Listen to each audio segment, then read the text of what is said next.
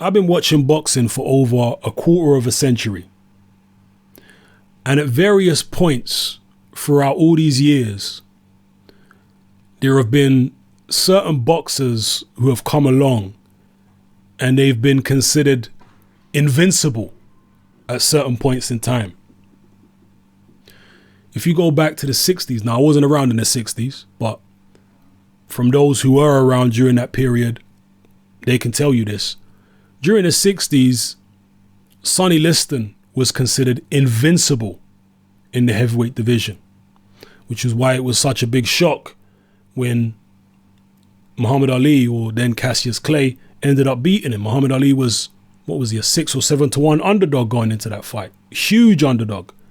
He'd been dropped by much lesser people than Sonny Liston. So no one, could possibly imagine that this young kid, this young brash kid with this unorthodox style could go in there and beat this behemoth in Sonny Liston. So he turned that situation on his head. He flipped the script and he showed those people, Liston ain't invincible. If you fast forward to the mid to late 80s, when I was around, Mike Tyson, I remember the Mike Tyson era well, he was considered invincible at one point during his career. And not only was he considered invincible during that time among the heavyweights who are also around, he was considered invincible by many people in the sense that he would have beaten any heavyweight that's ever walked the planet. In fact, there were many people at the time who felt that Mike Tyson is not only invincible in the ring, but he was also invincible outside of the ring and could beat any man, MMA, kickboxing, martial arts, anything, street fight. There is not a man living on the earth that could beat Mike Tyson. Many people believed that during Mike Tyson's prime. I can tell you that because I was around. Many people believed that. In fact, there are still Tyson fans today that still believe it. He was literally considered an invincible human being in any type of hand-to-hand combat situation. That's how extreme the Mike Tyson invincibility aura really was. And of course, if you come right up to recent times, you've got the likes of Floyd Mayweather, who many people even now consider invincible. Some people consider him to be invincible in terms of the current crop of welterweights or light middleweights. And some of Floyd's fans even say he's invincible throughout history, that there's not a welterweight that's ever walked this planet that could beat Floyd Mayweather. And then the very most recent example is just last weekend, up until last weekend, Vladimir Klitschko was considered invincible among the current crop of heavyweights by, I would say, the majority of the boxing public and the majority of the so-called boxing experts and the boxing press.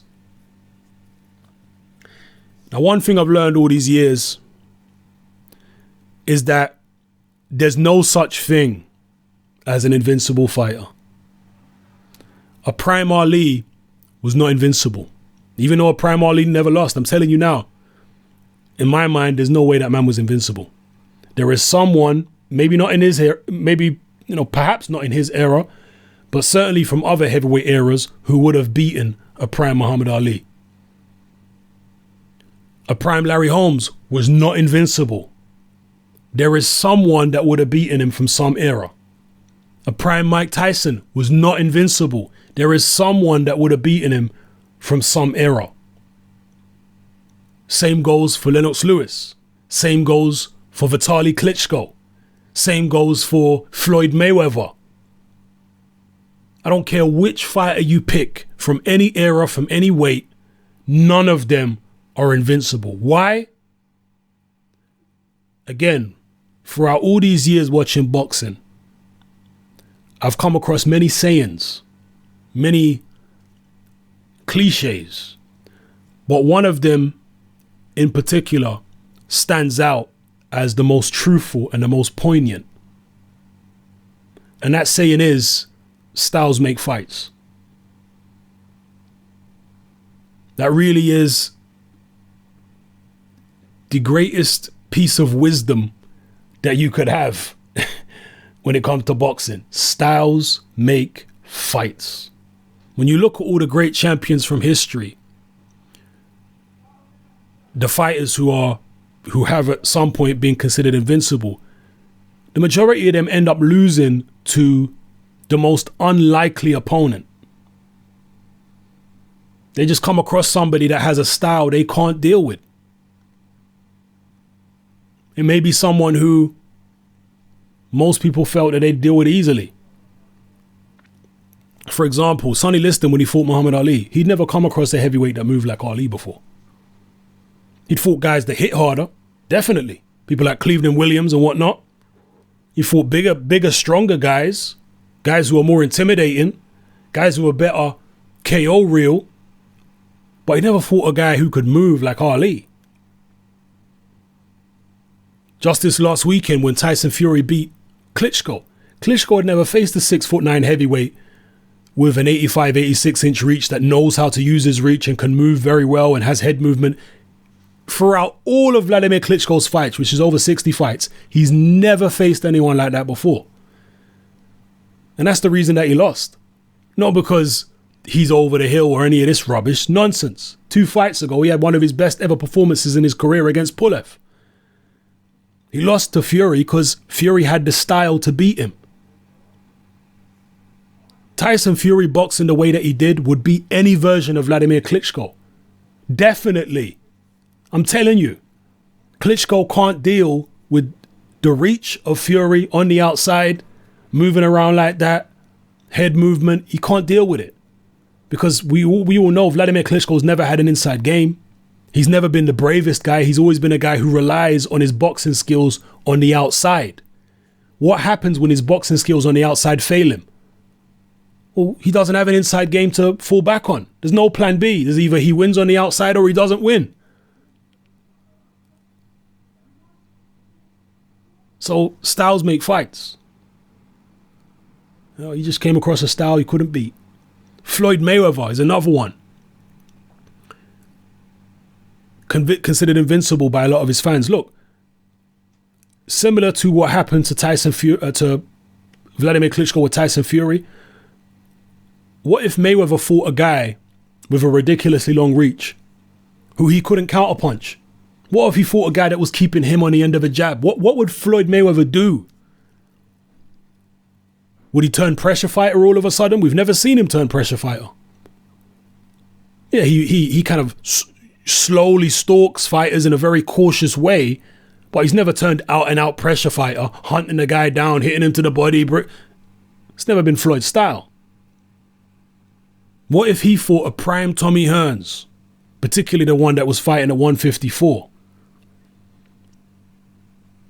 You never saw Tommy Hearns get outboxed, particularly not at welterweight or junior middleweight. He was too tall. The guy was 6'1" with a 77-inch reach, and he knew how to use his reach. He wasn't like, people. I've seen some idiots say, oh, Floyd could beat Hearns because Floyd beat De La Hoya and De La Hoya had a longer reach. For one, De La Hoya didn't have longer arms than Floyd. He had a longer reach, yes, but not longer arms. Floyd's arm length was longer than De La Hoya's, and De La Hoya don't fight side on anyway. And he's only 5'10", not 6'1" like Hearns, who was much taller with a much longer reach than someone like De La Hoya. I've seen some people say that Diego Corrales was comparable to Hearns. I mean, give me a break. Corrales was like, 5'11", and he had short arms for a guy that's 5'11". You comparing him to Hearns? Give me a break. Floyd had much longer arms than Corrales, actual arm length. And in fact, he had a longer reach than Corrales.